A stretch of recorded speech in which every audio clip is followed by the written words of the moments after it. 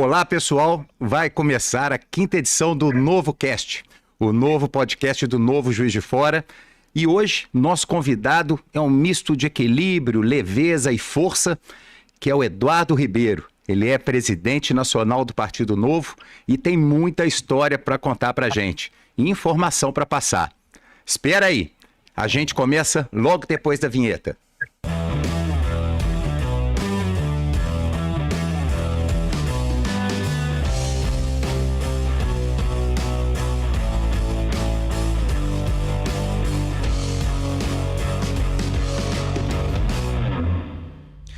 Olá, eu sou Sérgio Gataz Bara, jornalista, empresário, casado, pai de 3 lindos meninos, líder do Partido Novo na mesorregião da Zona da Mata.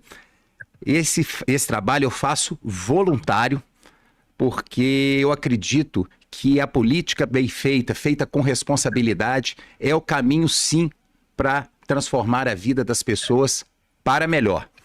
Nosso convidado de hoje tem equilíbrio de um oriental, assumiu a presidência do Partido Novo em um momento de crise profunda, podemos dizer assim, enfrentou a frustração de resultados muito aquém do esperado e desmerecido, né, Eduardo? E é uma eleição polarizada e assimétrica que o Novo enfrentou em 2022. E depois disso, Eduardo Ribeiro lidera um crescimento sem precedentes na história do Partido Novo. Bem-vindo, Edu, o Novo Cast. Muito bom você estar aqui com a gente. Bem-vindo, Eduardo.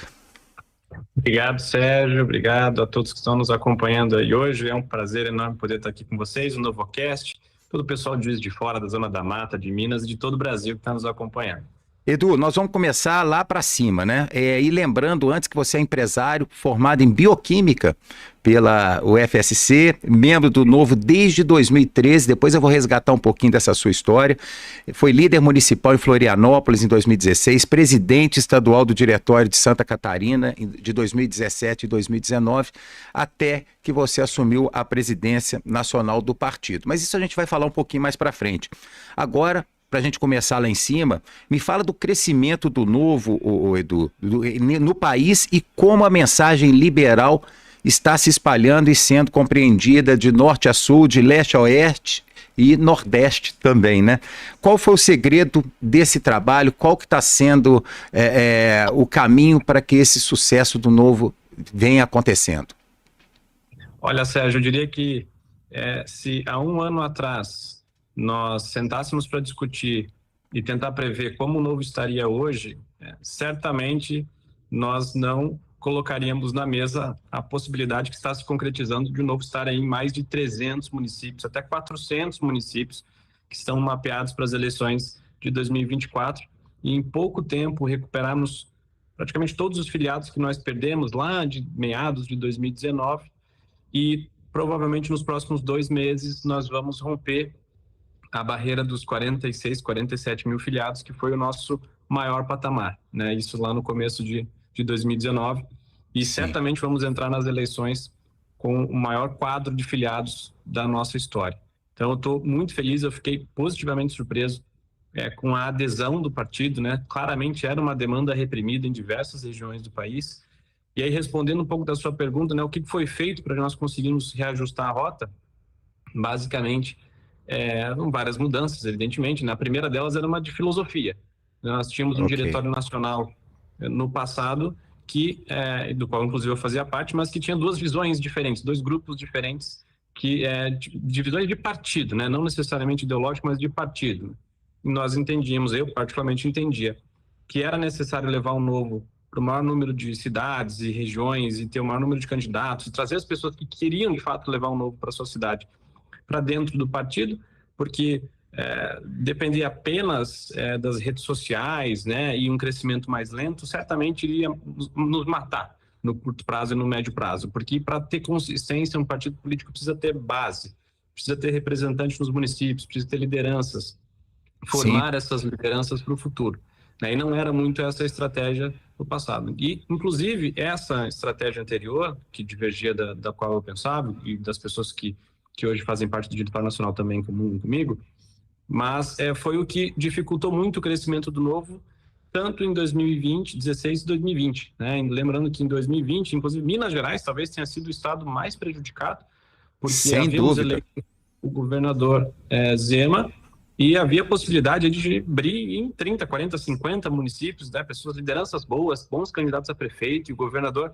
de fato, com vontade de ajudar a fazer o partido crescer, eleger prefeituras, e o Diretório Nacional aprovou 4 ou 5 municípios, nem me recordo, mas de tão chocante que foi, assim, era difícil de explicar para o mundo político, para a imprensa, como que Minas Gerais só poderia ter 4 ou 5 municípios para disputar as eleições, né? Isso afastou muita gente. Alguns provavelmente devem estar nos ouvindo agora, passaram por isso em seus municípios, né? Sem ter a chance de levar um novo para o seu município. E isso nos prejudicou também nas eleições de 2022, porque não tínhamos base, né? Não tínhamos vereadores para divulgar e levar um novo, a mensagem do novo, até mesmo durante a campanha para recepcionar os candidatos a deputado federal, ajudar a fazer um evento, apresentar para as pessoas. Então, toda a campanha foi comprometida por essa falta de base. Então, esse é um erro que nós estamos consertando agora, em definitivo. A gente flexibilizou as regras, que não eram bem regras assim, muito racionais, né, no meu ponto de vista. Concordo. Porque acabava que era quase que regras draconianas para que o partido não crescesse, né? Parecia como se fosse uma desculpa para o partido não crescer. E agora não, nós queremos que o partido cresça. E quando eu falo em flexibilização, na verdade, olha, nós realmente queremos fazer o novo dar certo, o novo crescer. Então, como é que a gente pode te ajudar? Como é que nós podemos fazer o novo estar no seu município? Não é simplesmente montar a comissão provisória, tem que ter chapa, tem que ter liderança, tem que ter capacidade de arrecadação, tem que ter campanha competitiva, mas nós queremos levar, a visão é diferente. E isso tem feito com que a gente tenha aí diversos filiados novos em diversas cidades se preparando para as próximas eleições. Não, e esse problema que a gente sofreu de 2020 com tão poucas cidades tira o moral, a motivação de quem era novo. Então aí que vem refletir isso nas eleições de 2022. Eu queria lembrar que a gente está ao vivo, quem quiser mandar pergunta pelo chat aqui do YouTube, a gente vai selecionar alguma delas para fazer aqui para o Eduardo, tá ok? O Eduardo, qual que é as expectativas para as eleições agora de 2024? O que o Novo aprendeu e fez diferente agora para essas novas eleições? Bom, acho que o primeiro passo é justamente esse, né, de dar a chance de levar um novo para o município para a gente poder montar a comissão provisória, diretório, disputar as eleições e reforçar a identidade do novo. Eu acho que isso continua muito caro. Nós fizemos, além de uma mudança de estratégia de expansão, nós também investimos muito num rebranding, né, num reposicionamento de marca. E nós fizemos pesquisas, contratamos uma consultoria, identificamos dentro dessas pesquisas, sejam qualitativas ou quantitativas, que o novo ainda é muito desconhecido, né? Então esse é um problema que nós vamos precisar enfrentar. Quem conhece acaba gostando, em sua maioria, mas o novo ainda é muito desconhecido. Então nós precisamos levar a mensagem, a marca do novo, os princípios para mais longe. E dentro de quem conhece ou que já ouviu falar, o novo se destaca dos outros partidos, e essa é uma percepção geral, em função da percepção de integridade que as pessoas têm a respeito dos políticos do novo. O que isso quer dizer? De maneira geral, assim, posso até não gostar do jeito do governador Zema, mas sei que ele é uma pessoa honesta. Posso não gostar dos discursos do Marcel, mais assertivos, mas eu sei que é uma pessoa honesta. Então, essa percepção de honestidade, de integridade do novo, muito fruto, lógico, do compliance que nós temos, né, das regras que nós temos para prospectar pessoas, para trazer lideranças sérias, pessoas sérias, isso funciona, isso nos diferencia dos outros. Não é qualquer pessoa que procura o novo para levar para o seu município, são as pessoas realmente que querem, pessoas de bem, pessoas que querem fazer uma política diferente, que muitas vezes acabam não se misturando com os outros grupos políticos porque, enfim, por causa do histórico, mas no novo se sentem confortáveis. Então, reforçar isso para todos os municípios que vão disputar a eleição, que essa é a nossa marca, essa é a percepção de quem conhece o novo, e trabalhar para tornar o novo mais conhecido. Ao mesmo tempo, nós remodulamos o nosso processo seletivo, que era uma reclamação muito grande no passado, né? Até o governador brinca, né? Já parece um teste para engenheiro da NASA, e isso dificulta muito a entrada de muitas pessoas. E é verdade, né? Acho que, infelizmente, é verdade. a ideia lá atrás, né, Sérgio, você sabe muito bem, havia uma cabeça muito elitista. Elitista não no sentido de elite intelectual, né, de querer ser um novo, fosse um partido suíço, né? Cara, não é assim, não vai funcionar desse jeito. E o que nós estamos fazendo hoje no Novo é mais do que o currículo da pessoa, mais do que a formação dela fora do Brasil, isso não é tão importante quanto os princípios e os valores que aquela pessoa de fato defende, sabe? E nós temos mecanismos, nós desenvolvemos mecanismos com consultorias também de RH, trabalhamos para conseguir, através da nossa jornada, que é o nosso processo de formação, identificar se essa pessoa compartilha desses princípios e desses valores. Se ela nunca leu um livro de Milton Friedman ou Hayek, se ela não sabe nada de economia, isso pouco importa, isso o partido vai ajudar, né? Mas não tem como o partido ajudar se a pessoa não tiver os princípios. Agora, se a pessoa tem os princípios, se ela comunga de valores comuns, né, que dos nossos valores, ela tem que estar dentro. E se ela quer ser candidata, nós vamos ter que ajudar ela a ser candidata, né? Independente da sua condição social, independente da sua... Perfeito. Da sua escolaridade. Não, esse é um novo. Esse é um novo, muito mais democrático, muito mais adaptado à realidade brasileira, para ser o berço, né? A casa dessas pessoas que querem de fato fazer mudança e que pensam como nós, querem fazer política honesta e sabem que, estando dentro do Novo, os seus colegas também estão submetidos a essas mesmas regras de compliance, de integridade, para que a gente mantenha sempre no mesmo rumo, mas crescendo, né? Não adianta nada, nós temos um partido super bonito, lindo, cheio de intelectuais e economistas formados em cheio de visão. E com meia dúzia de mandatários não dá. Nós precisamos eleger pessoas, precisamos ter volume, precisamos ter densidade de voto para, de fato, sermos um partido representativo.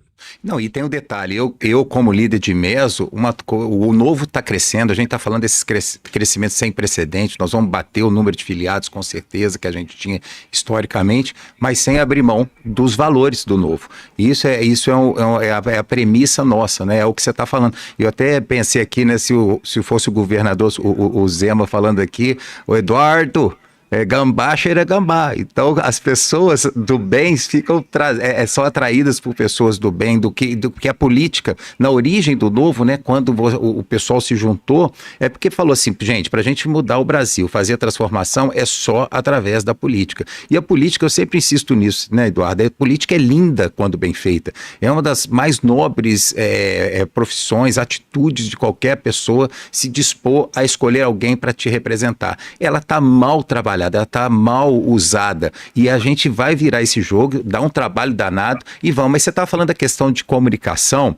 Em termos de comunicação, eu insisto em dizer que a fronteira que a gente tem que romper, né, que ainda mais para o nosso discurso liberal, para o que a gente acredita, é com inteligência, estratégia, com sabedoria, força. A gente tem que mostrar para cada cidadão que o Novo não é o partido de elite, não é esse partido de pessoas especiais, fora do comum, muito pelo contrário.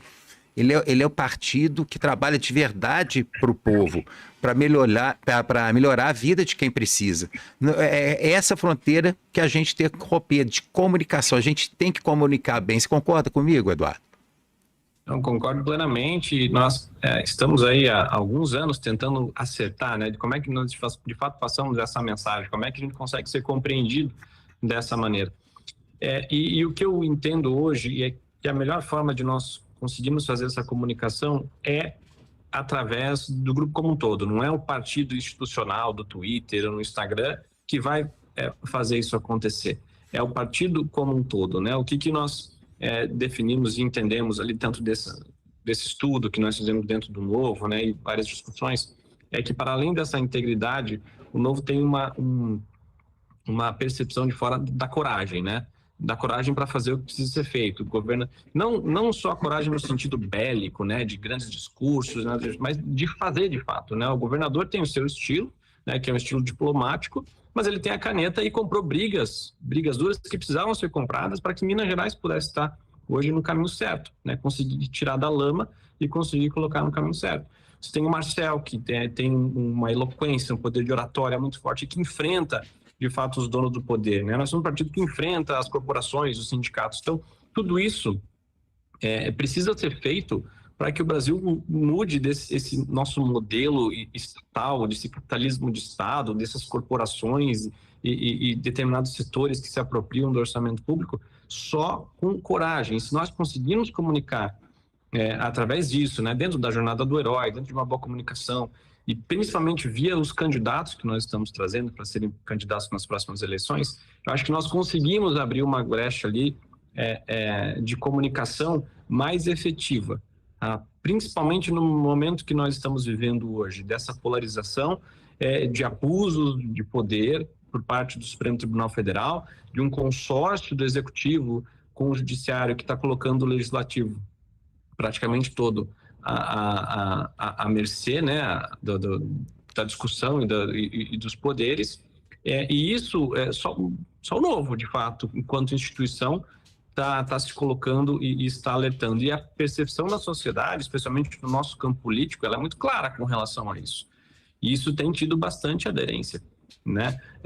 E evidentemente, dentro dessa seara de mostrar que nós temos coragem de enfrentar, hoje nós temos também como mostrar resultado. Nós temos 5 anos de governo em Minas Gerais, nós temos 3 anos e meio de governo em Joinville, né? Nós temos aí anos de mandato dos nossos deputados federais, temos um ótimo senador, então nós temos o que mostrar de forma concreta para provar o nosso discurso, né? O nosso senador Eduardo Girão, ele disse que eu fui para o Novo porque para mim é o único, primeiro, né, por causa dos princípios e valores, mas é o único partido que consegue alinhar o discurso com a prática, não fica só no discurso, né? Eles realmente entregam aquilo. Então, isso, com o tempo, eu tenho certeza absoluta que as pessoas vão perceber.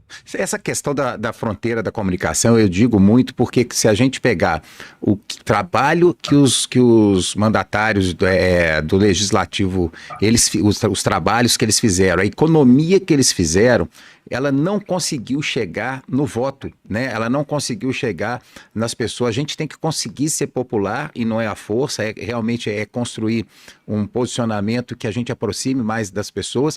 Mas quando você vê que deputado e vereador do Novo, né, economizaram milhões de reais e a população não conseguiu perceber isso, é claro que tem uma série de fatores, a eleição polarizada, toda é assimétrica, todo mundo assim, não conseguindo, a gente não conseguia mostrar o quanto que isso era diferencial, né, nosso, mas aí entra no outro fator, que a gente até, né, da parte a minha posição desde sempre com relação ao uso de fundo partidário, fundo eleitoral, alinhando que tanto eu quanto você e todos do Novo são contra ter o fundo partidário e fundo eleitoral, né? Isso aí, essa premissa, beleza, o Novo é contra ter fundo partidário e fundo eleitoral, mas você sabe que a minha posição sempre foi de poder usar esse fundo, né, tanto eleitoral quanto partidário, porque nós estamos numa guerra onde que a gente vai entrar, todo bacana, com tapa e cuspe, e pessoal com míssil antiaéreo, com metralhadora, com tanque de guerra, com helicóptero,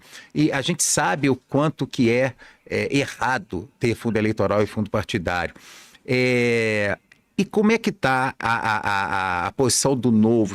A gente vai entrar nessa guerra, do melhor dos sentidos, para que a gente possa saber usar com a transparência que o Novo sempre teve, a gente vai conseguir usar por questões de princípios, a regra do jogo, a gente vai entrar nessa regra do jogo para depois conseguir mudá-la? Acho que até complementando um pouco do que você comentou ali a respeito da economia, né, dos nossos mandatários terem sido os mais econômicos, talvez isso tenha chegado na população, mas a população não viu o valor. Sim. E talvez nós comunicamos algo que nós vínhamos valor, mas do ponto de vista simbólico, até porque do ponto de vista orçamentário, comparado que um executivo tem o poder de gastar, às vezes o legislativo muitas vezes o dinheiro nem volta, né? Acaba ficando na não volta, fica na cama. E a população talvez tenha essa percepção de, poxa, se vocês tinham as condições de usar os recursos para fazer um mandato ainda melhor do que o que vocês fizeram, por que vocês não usaram? Eu votei em vocês para isso mesmo, né? Então talvez isso, a gente tem que fazer uma autocrítica, né? Perdão que recebi uma ligação aqui. Talvez nós tenhamos que fazer uma autocrítica e pensar que, de fato, aquilo ali era a população estava buscando aquilo no momento. E a mesma lógica vale para o fundo partidário e para o fundo eleitoral, né? Nós vínhamos como um grande diferencial do ponto de vista de governança, evidentemente, do partido, mas também como uma forma de nos diferenciarmos dos outros partidos. Olha, nós não concordamos com isso, então nós não vamos usar. Colocar na Agora, prática o discurso, né? agora é um pouco mais complexo do que isso, porque, vamos lá, quando o partido foi fundado em 2011, o fundo eleitoral nem sequer existia. Então, Sim. se partia de uma premissa lá atrás, de que... E o fundo partidário era uma fração do que é hoje, né? Então, quando se colocava no papel, talvez não fosse tão relevante no passado usar recursos do fundo partidário, porque era muito pouco para todos os outros também. Praticamente, os partidos financiavam de maneira privada, com doações de pessoa jurídica, tudo isso podia. Ao Perfeito. longo do tempo, isso foi mudando, né? As emendas parlamentares começaram a crescer, então já é uma forma ali eleitoreira de se usar os recursos públicos, né? Via parlamento, via orçamento, mas também o fundo partidário começou a aumentar. Em 2017 foi criado o fundo eleitoral para as eleições de 2018 e desde então ele só cresceu. E super restringido a participação das empresas, né? De empresas durante a campanha. Acabou as doações de pessoa jurídica, criaram o fundo eleitoral e ao longo do tempo foram dificultando as doações de pessoa física. Criaram uma regra que você só pode doar 10% do rendimento bruto do ano anterior. Então, independente do seu patrimônio, se você tiver um grande patrimônio, mas o seu rendimento não foi alto, você tem uma limitação de doação. Se é um ano ruim para todo mundo, no ano seguinte, os doadores que gostam de doar, gostam de participar, têm a sua possibilidade de doar muito restringida. Sim. E a última mini-reforma, inclusive, criaram regras de que o candidato só pode doar 10% do teto da sua própria candidatura. Ou seja, a pessoa quer ser candidata, ela tem condições, ela bancaria a própria campanha, mas ela não pode, porque enfim, o legislador, né, o Congresso decidiu que ela só pode doar até 10% do teto da sua campanha. Ou seja, foi se criando diversos mecanismos para dificultar as doações privadas. Eu costumo dizer que esse é um caminho para acabar com as doações privadas sem proibi-las, porque você vai aumentando o fundo eleitoral e aí todo o ecossistema de uma campanha começa a ficar mais cara. Um vídeo que custaria R$5.000 passa a custar R$40.000, tudo fica mais caro. Sim. O fundo eleitoral inflaciona numa velocidade que não corresponde ao rendimento, ao crescimento do rendimento dos doadores para eles doarem mais também. Então, vai chegar em determinado momento que um doador vai olhar e achar, por que eu vou doar R$10.000 para sua campanha se o seu adversário já está começando com 7 dígitos na conta? Não vai fazer a menor diferença, então eu não vou doar. Então, era um caminho, se nós adotássemos para ir unicamente pela via da doação privada, o partido iria morrer, não ia ter recurso. Isso, para mim, é muito óbvio. Então, nós tínhamos que tomar essa decisão. Passamos a usar agora os rendimentos do fundo partidário e está bem encaminhada, entendo aqui dentro do Congresso, da nossa convenção, dos dirigentes, dos mandatários, a ideia de usar, de fato, o fundo eleitoral para sermos competitivos. E como você disse, não vamos deixar de ser contra.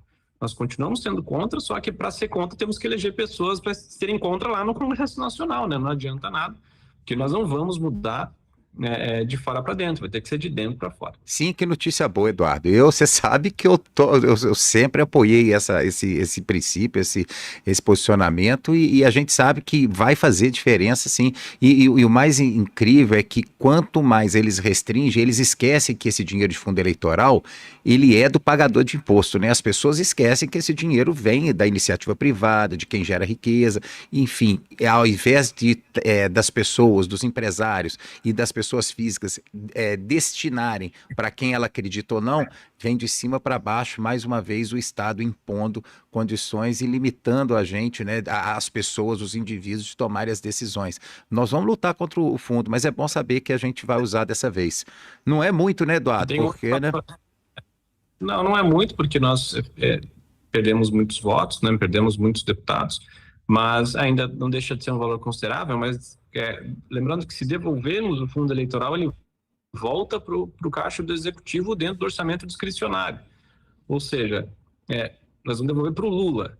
E se for para devolver para o Lula comprar avião novo para ficar viajando o mundo com a Janja, você tá louco? Eu prefiro usar tá louco? Não, da vambora. República, né, para fazer frente à oposição se Deus quiser, não vamos ser oposição em 2026, porque nós vamos eleger o presidente da República, mas eleger pessoas que, de fato, briguem pelas nossas causas no Congresso Nacional. Eduardo, falando em eleição em 2026, eu vou começar lá em 2018. O que a vitória do Zema representou para o Novo? Você está no Novo desde 2013. Aproveita um pouquinho, dá uma pincelada nessa sua história, que até eu quero conhecer melhor. Com certeza quem está nos ouvindo vai querer conhecer melhor, porque você está desde 2013, eu estou desde 2015. Então você está antes de mim. Você conhece ali os bastidores do início. Se você tiver alguma história de bastidor aí antes do Novo conseguir ser partido, também é legal.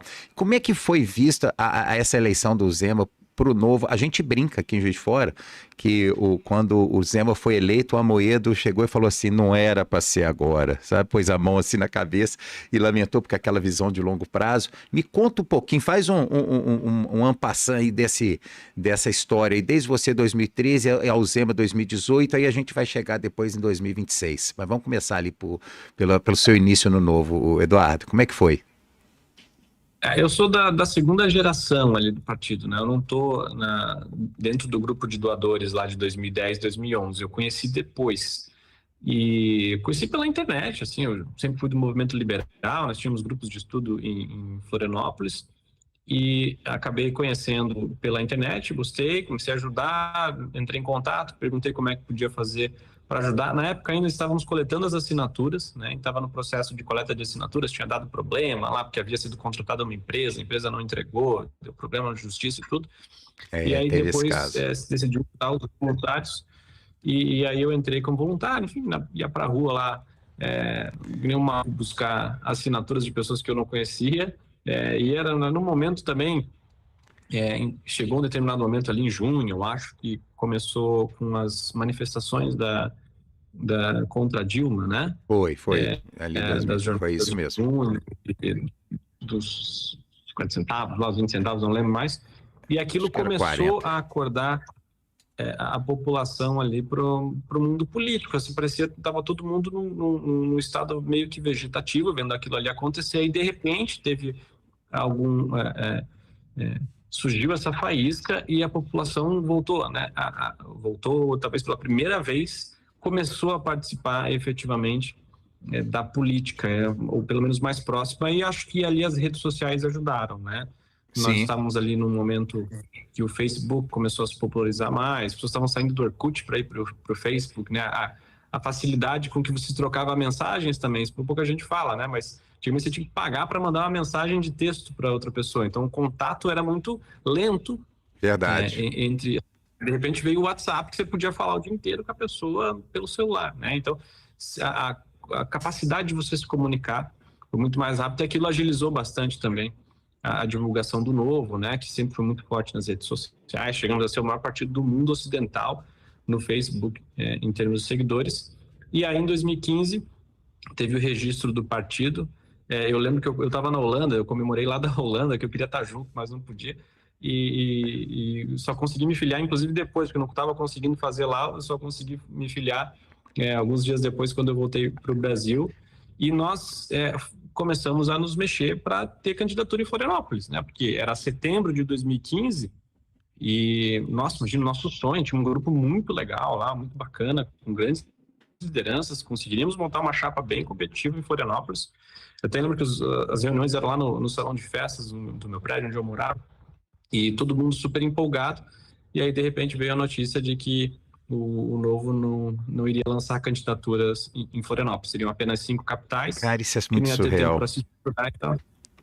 Aí teve uma desmobilização generalizada, né? E naquela época eu nem era o líder era outra pessoa, o líder foi um dos que saiu, e sobraram 4 ou 5 pessoas lá, eu, enfim, super chateado, mas como eu já tinha mergulhado tanto de cabeça e o Novo era a única causa, era a única ferramenta para mudar a política no Brasil, eu não desisti, eu me mantive no partido, e foi aí que eu assumi a liderança nessa tentativa aí de reconstruir com o que ficou, mas foi meio que terra arrasada, e a gente continuou trabalhando até o final das eleições, ali então 2016, que a gente consegue bem, né?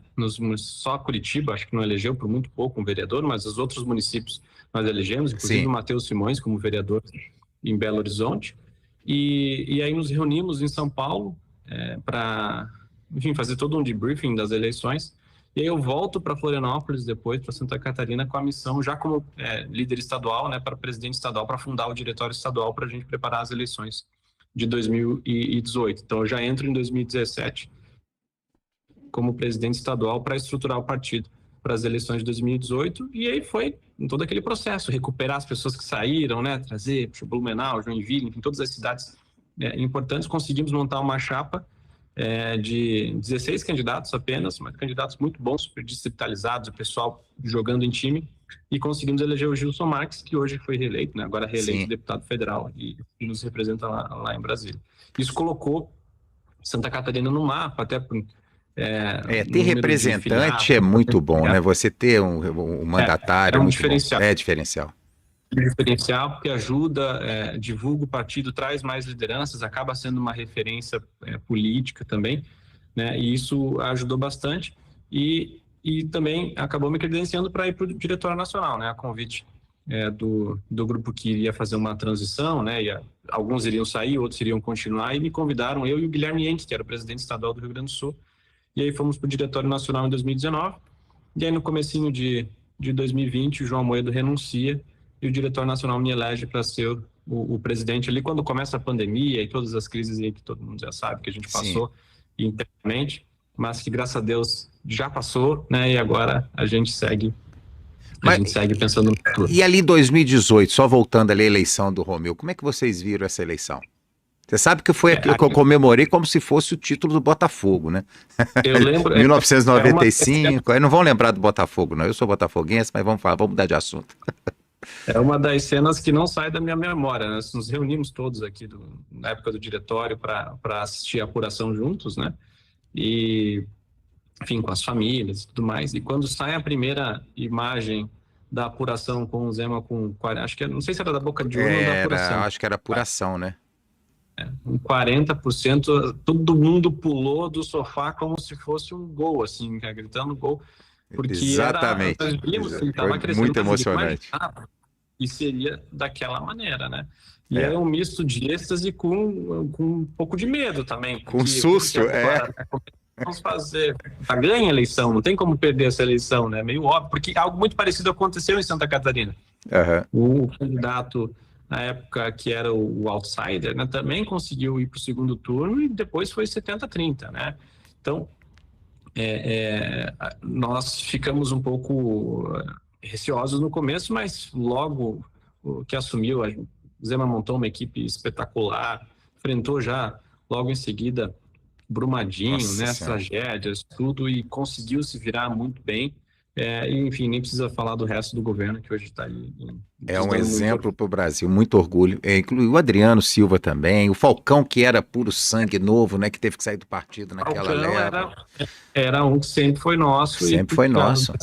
Errada, acabou indo para outro partido, mas voltou para casa, graças a Deus. Bom, eu lembro que quando o Novo ia ser declarado partido, teve um evento aqui, o primeiro evento do Novo, que eu estava à frente dele, foi com o Júlio Zonato.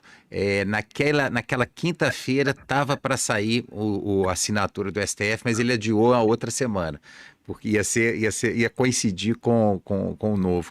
E essa comemoração do Zema realmente foi histórica, porque quando eu lembro que eu estava em Ubá, acompanhando meu filho, e aí o Bernardo Santos, né, que hoje é secretário de comunicação do Zema, falou: olha, gente, vamos trabalhar que nós vamos virar esse jogo.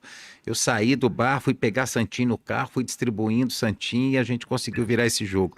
E tem um caso também aqui, o Eduardo, que quando o Novo, né, quando a gente, em 2020, quando a gente não conseguiu ter prefeito aqui, rapaz, e eu lembro que o Evandro Negrão, tem esse áudio do Evandro Negrão até hoje, a gente ficou muito bravo, deu vontade mesmo da gente chutar o pau da barraca, sair fora, e o Evandro Negrão falou uma frase que você falou: ô Sérgio, não há partido no Brasil com um propósito igual ao do Novo, respira fundo, nós vamos aprender com a dor e nós vamos virar esse jogo. Vamos ver, nós estamos conseguindo aprender demais, né, Eduardo? A sua chegada foi muito legal. Agora, aproveitando, como é que foi esse embate de 2020? Teve embate? Foi estressante? Como é que chegou ao ponto? Eu particularmente, eu gostava muito do Amoedo, mas eu acho que ele perdeu eu não sei o que aconteceu com ele, Eduardo. Você acompanhou de perto. Você pode falar, o que aconteceu? Para mim foi muito difícil, porque eu também tinha ele como um herói, né? Era a nossa grande Sim, liderança, a pessoa que sim, fez a construção do nossa partido. senhora. Ele tem seu legado, a gente tem que ter gratidão pelo que ele fez.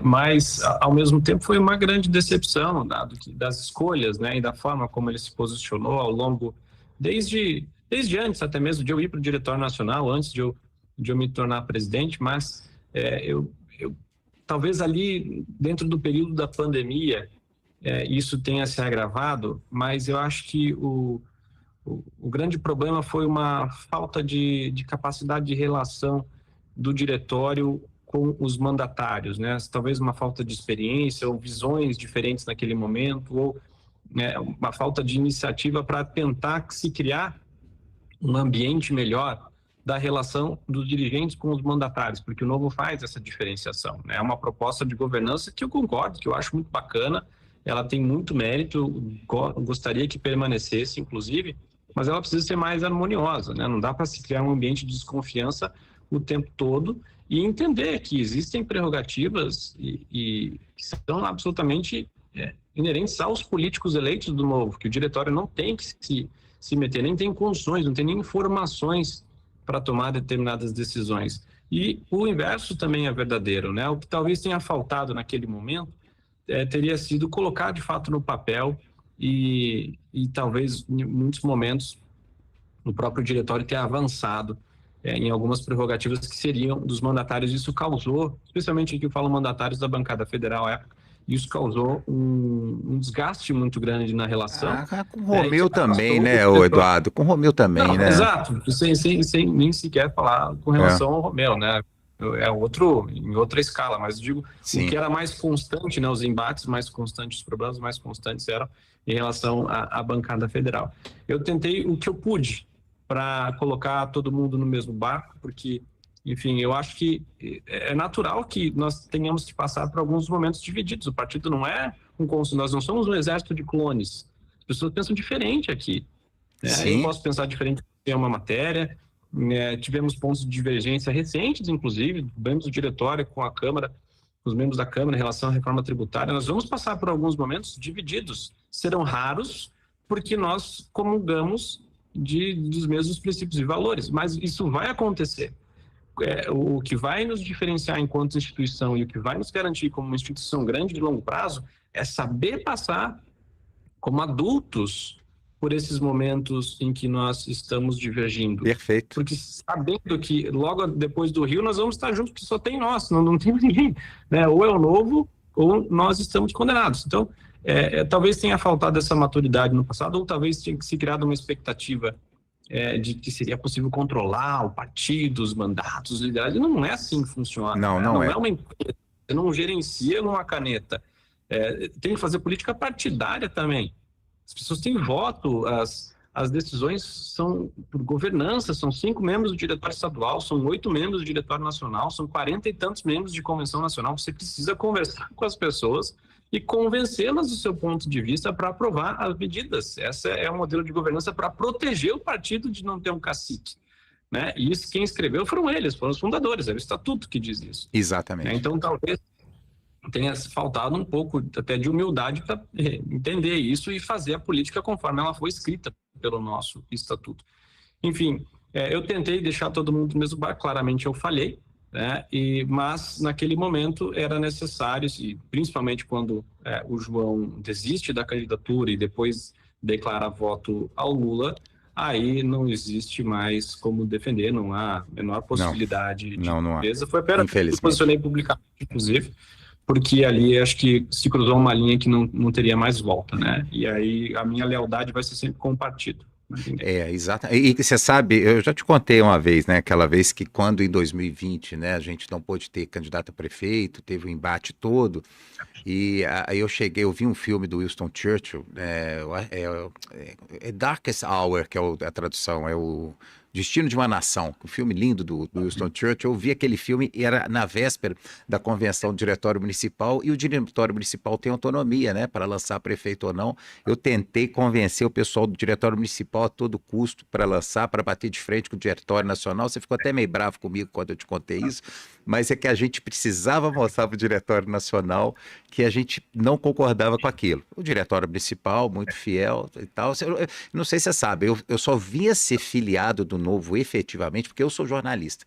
E eu dou o maior valor, eu tenho o maior carinho pela minha profissão. A gente tem que ter equilíbrio, a gente tem que olhar os dois lados da notícia, a gente tem que, os dois ou mais lados e tal. E você tomar partido, você se filiar efetivamente, não é você ser Botafogo, Joinville, Grêmio, não é a mesma coisa.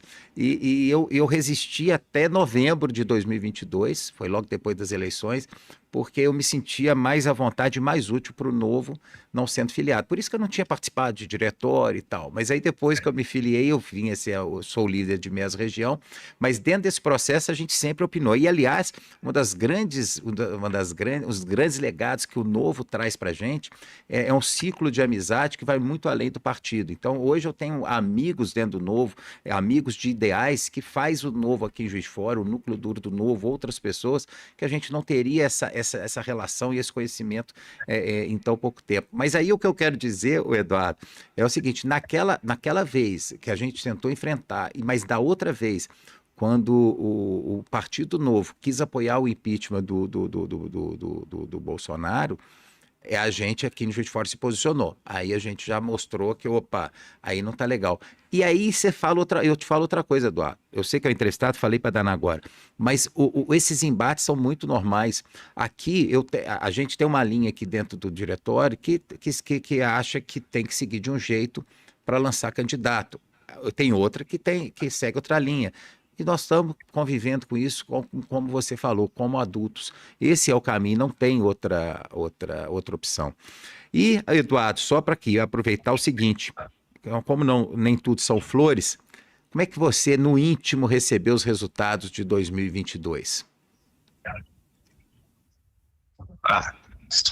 Foi um baque muito forte. Eu sabia que ia ser difícil. A gente via as pesquisas, tinha percepção de rua, conversava muito com os candidatos. Sabia que ia ser difícil, mas nós tínhamos uma expectativa de minimamente reduzir pouco, né? Bater a cláusula de barreira. Nós tínhamos essas expectativas. Começamos mais otimistas, fomos vendo que o negócio ia ficando difícil. Perdemos candidatos ao longo do caminho também, né? Para outros partidos, enfim, pessoas que foram desistindo. Então, o nosso planejamento foi muito comprometido, até mesmo por essas brigas internas, por esses desentendimentos, né? Porque o novo diretório, ele só se... não é o novo diretório, né? Nós estávamos divididos no diretório nacional até as vésperas da eleição. Então, na véspera da eleição, o outro grupo acaba renunciando e a gente não tem tempo para conseguir reagrupar, enfim, colocar em ordem como nós estamos conseguindo fazer agora. Então, a gente foi para a eleição meio que no susto. E certamente a gente teve foi um baque, né? Não esperávamos isso, mas talvez tenha sido importante até mesmo para a gente entender que lá em 2018 a gente surfou uma onda e em 2022 a gente nadou contra a corrente, isso está muito claro, e isso tem um impacto muito grande. Talvez, se em 2020 nós tivéssemos uma outra estratégia de expansão mais ousada, se nós tivéssemos mais vereadores, mais prefeitos, nós teríamos aguentado o baque melhor. E dou o próprio exemplo de Joinville, né? Joinville foi a cidade onde o Felipe Dávila foi proporcionalmente mais bem votado. Sim. Não é porque o Adriano usou a máquina da prefeitura, nem nada pelo contrário, ele incentivava, inclusive, que as pessoas não fossem no evento para não dar a entender que estaria usando a máquina do partido. Mas a gente ia, os eventos estavam sempre lotados. Era porque quem agora trabalha na prefeitura, as pessoas da cidade, entenderam, perceberam que é um jeito diferente e confiavam, queriam que aquilo desse certo. Então, isso foi prejudicial. E também vimos que nós precisamos ter candidatos mais competitivos na chapa como um todo. E eu acho que o Novo tem regras e trouxe regras que nós estamos trabalhando agora que vão acabar, que dificultava a ocupação de espaço por parte do partido em função do nosso sistema eleitoral. O nosso sistema eleitoral é muito traiçoeiro, né? O modelo de eleição proporcional, principalmente em praças onde tem um candidato muito forte, assusta, às vezes, a chapa de ir, porque talvez não vá fazer 2 cadeiras e você vai perdendo a chance de ter candidaturas. Então, o que nós vamos fazer para as eleições de 2026 para recuperar esse terreno é liberar os nossos vereadores com mandato, que não podiam sair para ser candidatos, isso é importante, a gente perdeu muito voto por causa disso. Se nós tivéssemos vereadores sendo candidato em 2022, com capacidade de voto, né, pessoas que já se provaram eleitoralmente, sabem fazer campanha, sabem pedir voto, sabem pedir doação, o nosso resultado teria sido melhor. Só que o Novo proibia que esses candidatos, esses vereadores, saíssem no meio do mandato. Agora não, nós vamos liberar para que os próximos vereadores eleitos do Novo agora nessas eleições tenham a chance de ser candidato em 2026 e compor as chapas de deputado federal e de deputado estadual. Isso vai trazer uma densidade de votos muito maior. A gente pode estabelecer isso com estratégia de regiões diferentes, cidades diferentes, mas isso vai trazer uma densidade de votos maior, e faltou porque as nossas chapas em 2022 acabaram sendo pequenas, né? Pequenas ou pessoas que Sim. ao longo do caminho acabaram desistindo, porque, enfim, não tem trabalho, tem família, não queria colocar muito esforço naquilo e acabou prejudicando a chapa como um todo, né? Então, nós queremos mudar essa estratégia para ir muito mais bem posicionados em 2026. Aqui em Juiz de Fora, por 700 e poucos votos, a gente não elegeu, a gente não teve a cadeira. A gente, durante todas as prévias, a gente estava com uma cadeira. Na final, a gente não conseguiu. E se a gente tivesse candidato a prefeito, eu acho que a gente tinha que ter enfrentado o DN, né, o Diretório Nacional, naquele 2020, hein, Eduardo? E lançado um candidato aqui. Mas vocês não iam deixar, não. A legislação não ia deixar, não. O Eduardo, como é que está a sua visão? Porque o Brasil está incrivelmente passando um período de exceção, né? Nós vamos agora falar um pouquinho do Brasil. Em pleno 2024. Você nasceu quando, Eduardo? Você é de que ano? Eu sou de 88. Nossa senhora, eu lembro de ter manifestação aqui contra a ditadura, cachorro mordendo um amigo meu, que depois veio ser meu amigo, né? Aqui em Juiz de Fora, o jornalista, né? Com aqueles protestos abaixo da ditadura. Em 2024 a gente está vivendo uma ditadura explícita, né? Pessoa exilada, asilada, censurado, jornalista tolhido de exercer profissão, rede social bloqueada, senador calado. Como é que você avalia da gente chegar a esse ponto e como que o Novo pode contribuir para surgir como essa força política unindo a direita para virar esse jogo? Nós estamos denunciando isso há um certo tempo, né? O tempo todo. Você é extremamente combativo nas suas redes. Mas a própria instituição, os nossos mandatários, os nossos deputados Sim. federais, todo mundo é quase que uníssono, porque nós temos essa percepção de que o Brasil não vai bem, as instituições não estão funcionando. Não estão funcionando. Isso é gravíssimo. Em especial Supremo Tribunal Federal, mas mesmo o Congresso Nacional, que não está colocando os limites que deveria impor ao Judiciário, né? Nós temos hoje um presidente do Congresso, um presidente do Senado Federal, que é mineiro, que está mais preocupado com a sua eleição para governador em 2026. Possível, né? Tanto que tenta constantemente prejudicar o governador Romeu Zema, enquanto se alia ao Lula visando as eleições de 2026, e nós temos um presidente da Câmara Federal, que está mais preocupado com emendas, cargos estatais, do que de fato manter a normalidade institucional do país. Enquanto isso, há um consórcio do Executivo com o Supremo Tribunal Federal que atropela tudo, atropela o devido processo legal, atropela o Estado de Direito, atropela todas as instâncias de controle que garantiriam à República o seu consórcio é até uma bondade sua, né? É uma aliança política praticamente, né? O STF com o Executivo, né? Escancarada, até de certa forma, né? E o que é um absurdo em qualquer lugar do mundo. E nós temos denunciado muito isso, né? Não só aqui, mas fora do país também. Agora, me parece que há uma certa letargia por parte de muitos dos outros deputados e também senadores, que estão mais preocupados com suas emendas, suas questões paroquiais, seus redutos eleitorais, do que de fato enfrentar a situação que nós estamos vivendo. Temos excelentes nomes em diversos partidos. Vou ressaltar aqui o Temos. caso do Marcelo, do da Adriana, né, que brigam diariamente. O nosso senador Eduardo Girão, que é de um estado lulista, que é de um estado majoritariamente de esquerda, que é do Ceará, e ele não abre mão de enfrentar esses mandos, mesmo que ele seja prejudicado politicamente no seu próprio estado, porque ele sabe que é o certo a ser feito. Então, isso. falta gente com coragem, falta gente com vontade de brigar pelo país e não só pela sua manutenção eleitoral. E eu entendo, né, pelo menos essa minha visão, de que nós vamos ter mais uma chance em 2026. Né? Eu acho que o Lula chega com uma alta rejeição ainda em 2026, chega desgastado, ele tem errado bastante, seus discursos principalmente, apesar de ser uma pessoa muito popular, mas ele vai chegar desgastado. Estão tomando decisões muito ruins para a economia, isso vai ter um impacto de curto prazo, ele não vai viver o mesmo ciclo de commodities que a gente viveu no mundo no passado, não é essa a perspectiva, pelo menos não de curto prazo.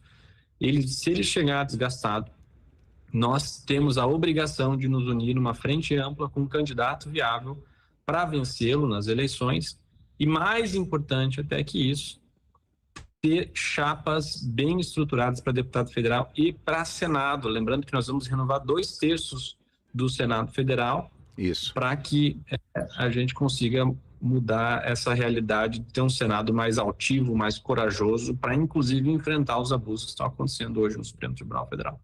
E é nesse cenário que o Zema surge muito forte, querendo ou não, ele é naturalmente um candidato potencial para 2026, né, Eduardo? Quer o Zema, quer não queira, não tem outro jeito. Minas Gerais, o estado do tamanho que é, o trabalho que ele está fazendo, ele acaba sendo realmente esse nome que está surgindo como uma força para ser esse agregador de 2026. Tudo no seu tempo, né? Não vamos atropelar nada não, mas realmente a gente tem ótimos nomes e o Zema é um deles. Ótimos nomes, mas a gente tem que saber escolher direitinho.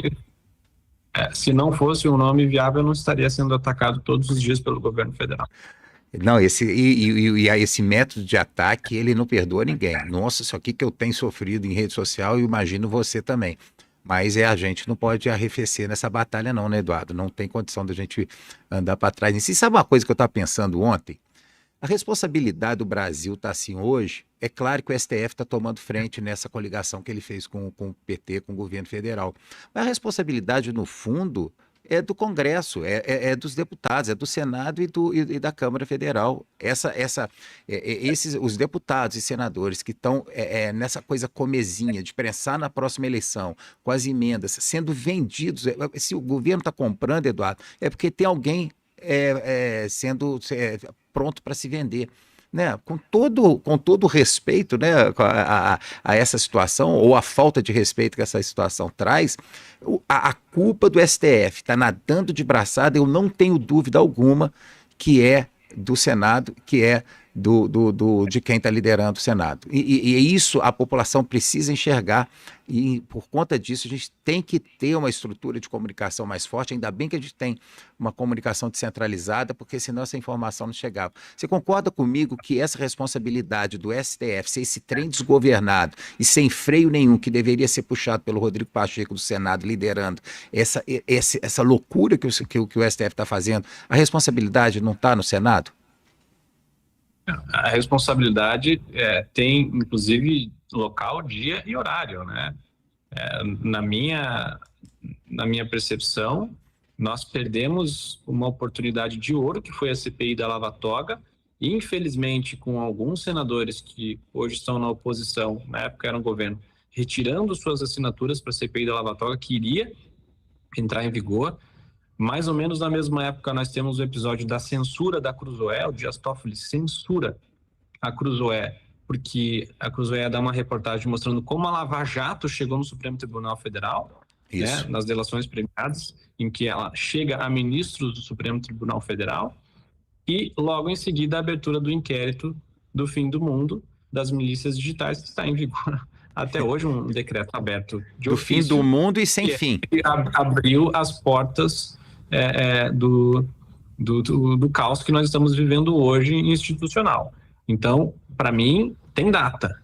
Lá atrás, quando a CPI da Lava Toga não foi aberta, e com retirada de assinaturas, inclusive com orientação do próprio Bolsonaro, e agora criou a situação que nós estamos vivendo hoje. Só mesmo uma renovação profunda no Senado Federal, com pessoas com coragem, senadores com coragem para enfrentar esses desmandos para a gente conseguir recolocar o país nos eixos. O Cleitinho fez um discurso, aliás, o Cleitinho tem conversado bastante com a gente, né? Ele tem tido até um discurso bem liberal, entendendo qual que é a nossa posição, quem sabe, né? Ele anima de estar fazendo parte do nosso time, igual o Girão veio. Mas o Cleitinho, recentemente, ele colocou um discurso do Barroso que você não consegue entender como que ele fez o discurso de um jeito, né, condenando a corrupção, condenando esse absurdo que o Brasil está vivendo, e hoje fazendo discurso. Eduardo, em qualquer país normal do mundo, um ministro do Supremo falar que nós vencemos o bolsonarismo, gente, isso e não tem nem. Eu vou até tirar o óculos aqui, isso não tem nem condição de aceitar uma situação dessa, isso não é normal. E é isso que a gente tem que mudar e a gente está lutando para isso, Eduardo. Nós temos que chegar aqui para a reta final da nossa conversa, mas é muita indignação mesmo. Antes da gente acabar, eu queria saber do Milei. Você acredita que eu ia falar? Você falou que você estudou libertarianismo, né? O quanto que um ANCAP, né? Um anarcapitalista argentino vai ser bom para uma imagem, tanto para o Brasil quanto para o mundo. Você tem alguma coisa a falar do Milei? Eu tenho que falar que eu torço muito por ele. Eu também. Apesar do excêntrico dele, tudo aquele estilo, ele foi muito corajoso, ele conseguiu passar a mensagem, né? Como eu disse, a gente discute aqui muito a respeito de comunicação, ele conseguiu se comunicar, ele conseguiu passar conceitos muitas vezes complexos para a população. É lógico que ele era um economista e que ele estava ali entregando a solução para a inflação num país cuja inflação passou de 100%. No ano passado, né? Então era a dor do momento, ele conseguiu comunicar e ele conseguiu eleger muitos deputados e ele foi muito humilde, de certa forma, no final. Ele agregou, né? Ele trouxe Sim. Aqueles que eram seus concorrentes, inclusive para o governo, tanto com o Macri quanto com a Patrícia, e eles montaram uma coalizão que pode ter sucesso. Pode ter sucesso. Vai enfrentar derrotas? Vai, é natural. Assim como o Brasil, a Argentina, talvez até mais, é completamente aparelhada, né? As instituições são completamente aparelhadas, com sindicatos, com, enfim, toda a estrutura kirchnerista, peronista, que vem de décadas, não é de agora. Então, é lógico que vai ser difícil. Por isso que lá, eu entendo que um pouco diferente do Brasil, aqui nós tínhamos uma chance de um gradualismo. Mais 4 anos de um governo de direita, indicaríamos mais 2 membros do Supremo Tribunal Federal, né? Talvez alguns também se aposentassem. A gente conseguiria trazer um reequilíbrio, não só do Supremo, mas de outros tribunais e outras instituições, para dar uma reequilibrada, não fique depois de 14 anos de PT, né, de aparelhamento constante. Lá não. Lá o gradualismo não é uma opção na Argentina, né? As mudanças precisam ser rápidas e precisam ser muito duras. É justamente isso que ele está propondo. Agora nós vamos precisar entender se ele vai conseguir manter essa capacidade de comunicação que ele teve na campanha agora durante o mandato, que é mais difícil. Sim. Né? Porque com o tempo a população começa a ter pressa, né? Pô, as coisas não estão melhorando, subiu, né? E ele não tem a autonomia que ele tem como candidato, né? Não, e ele não tá administrando uma empresa, ele está administrando um setor público que é extremamente complexo, né? Exato, mas eu acho que ele fez o correto, que foi esticar a corda, fazer propostas bastante ousadas para poder negociar e conseguir chegar numa condição ali mínima para pelo menos dar uma enxugada no Estado, reequilibrar minimamente as contas públicas e ter um pouco mais de crédito para conseguir se realocar e se reestruturar, para aí sim fazer uma mudança mais de longo prazo, né? Mas não existe, não tem boa solução. Mas recentemente eu vi uma pesquisa agora que ele manteve uma popularidade alta. Um índice de aprovação ainda, é isso. Tá bom, né, para os primeiros meses, mas vamos ver agora, teve que recuar com relação ao pacote, vamos ver se ele consegue uma nova conformação, mas continuamos torcendo por ele aqui. Acho que tem tem feito um bom trabalho ao seu estilo, Isso. mas a Argentina precisava de alguém assim, e espero que ele honre a cadeira que ele conseguiu chegar. E ele vai ser uma referência para o Brasil e para o mundo. Ô Eduardo, você não conhece aqui Juiz de Fora não, né? A gente está esperando uma visita sua aqui, dar um pulinho em Juiz de Fora. Você conhece aqui? Conheço de Pipoca, conheço Juiz de Fora. Que beleza. Conheço Lima Duarte também. Isso. Acho que já tem uma... Já deixou sua marca aqui. Não, vamos voltar assim. Você sabe que aqui a gente vai enfrentar o PT, né? A administração aqui do PT. Vamos vencer o PT. Aqui também.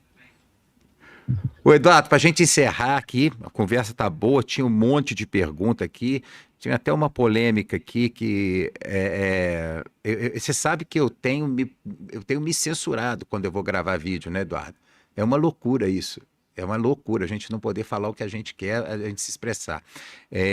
Uma pergunta que chegou aqui é se você acha o atual presidente aquele termo que o Nicolas usou, que ele está para ser indiciado aí pela PF, você sabe, né?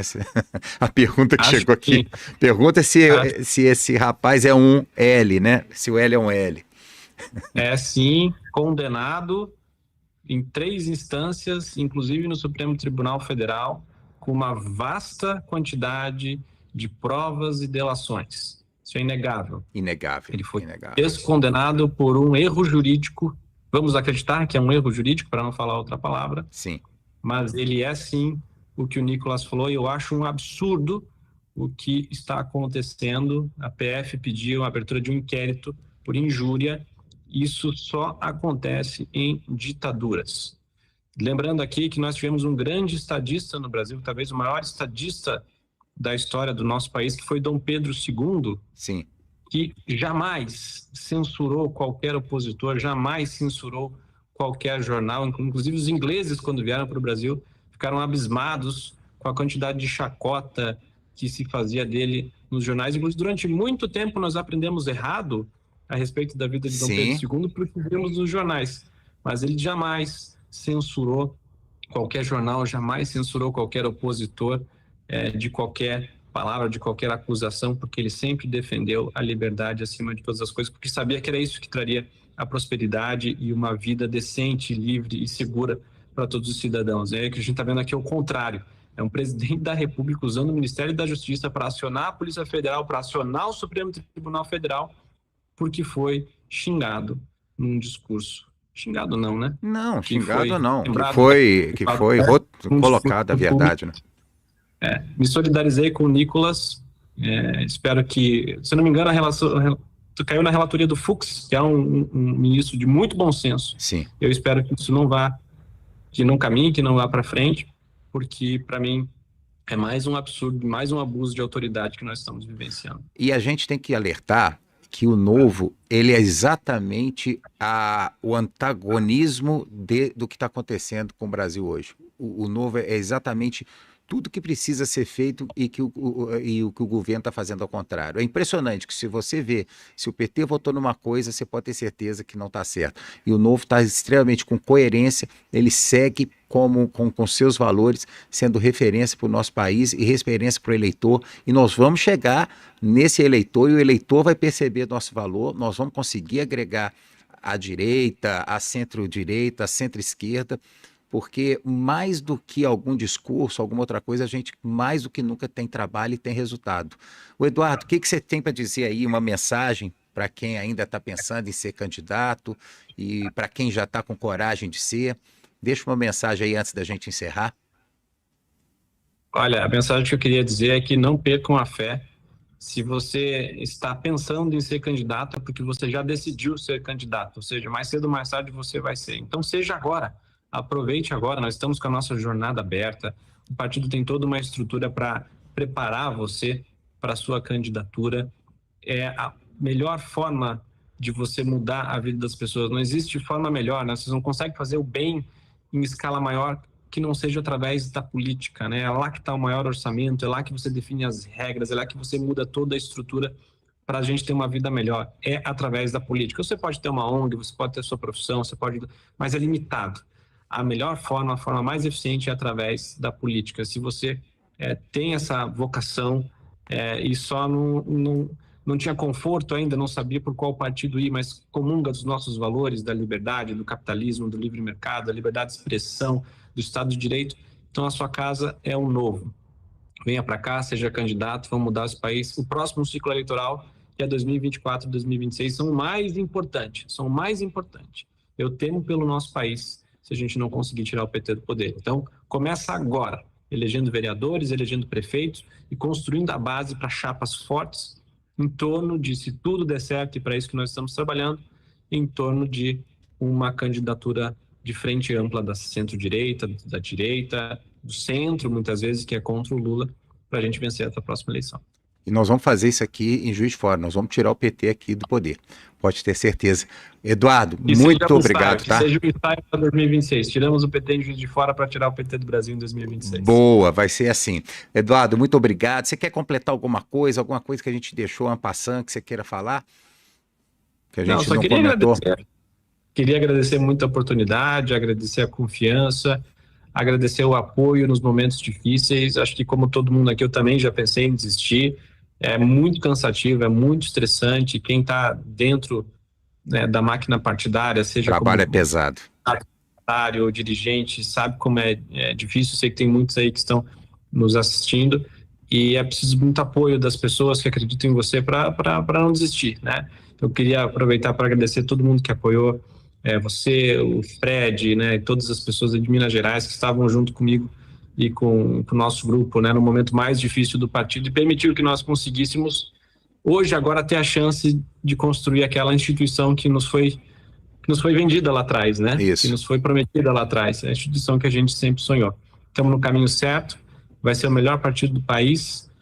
Nos próximos 20 anos vão sobrar só 7 partidos, né? E um deles vai ser o novo. Um deles vai ser o novo, lá com representatividade na Câmara, no Senado e em centenas de prefeituras por todo o Brasil. Desculpa eu te corrigir, Eduardo, nós já somos o melhor partido do Brasil. E nós somos, é incrível como a gente é tão pequeno, nós somos tão pequenos e a gente faz um barulho gigante, porque a gente tem princípios e valores. Então, a gente pensa grande, age grande, e isso vai chegar nos eleitores, eles vão entender a força que o Novo tem para mudar a vida dessas pessoas com uma coisa tão simples, que é a liberdade, deixar as pessoas empreenderem, deixar as pessoas serem livres para fazer o que elas entendem, sem a mão pesada desse Estado que é um obeso mórbido e que o PT insiste em engordar esse Estado que é doente. A tendência do Estado é morrer. Nós vamos salvar esse Estado aí e deixar ele magrinho, fininho, servindo o povo do jeito que o povo merece. Beleza, Eduardo? Um Iron Man, né? Vamos... resistente e eficiente. Vamos em frente. Lembrando que na sexta-feira a entrevista vai ser com o Luiz Felipe Dávila. Então, quem tiver aí pode se programar. A entrevista programada para sexta-feira, depois do Carnaval. A gente não para, né, Eduardo? Tem gente que já sextou, já está no Carnaval e nós estamos aqui. Ainda temos muita missão para fazer. De novo, muito obrigado, Eduardo. Quem quiser acompanhar o Novo nas redes aqui de Juiz de Fora, o Novo 30JF, o Novo nas redes, o Novo Nacional é Novo 30, não é isso, Eduardo? É Novo 30 só, não é isso? No Instagram. Partido Novo 30. Isso. Quem quiser se filiar é simples. E é tão simples como se filiar como desfiliar. Vai no novo.org.br, vai lá, filie-se, segue o caminho direitinho. Você vai entrar no Jornada, candidate-se, você está convidado a participar. Venha para o Novo. O trabalho é pesado, mas quando a gente une a força, ele fica mais leve, porque afinal a gente tem um país inteiro para mudar e nós vamos fazer isso, nós vamos mudar esse país e o Novo é o melhor caminho, não tenha dúvida nenhuma do que nós estamos falando, é o melhor caminho para mudar o Brasil. Mais uma vez, muito obrigado a quem está nos assistindo. Eduardo, mais uma vez, parabéns pelo seu belo trabalho e acompanhe a gente aqui no NovoCast e até a próxima. Valeu, abraço para vocês.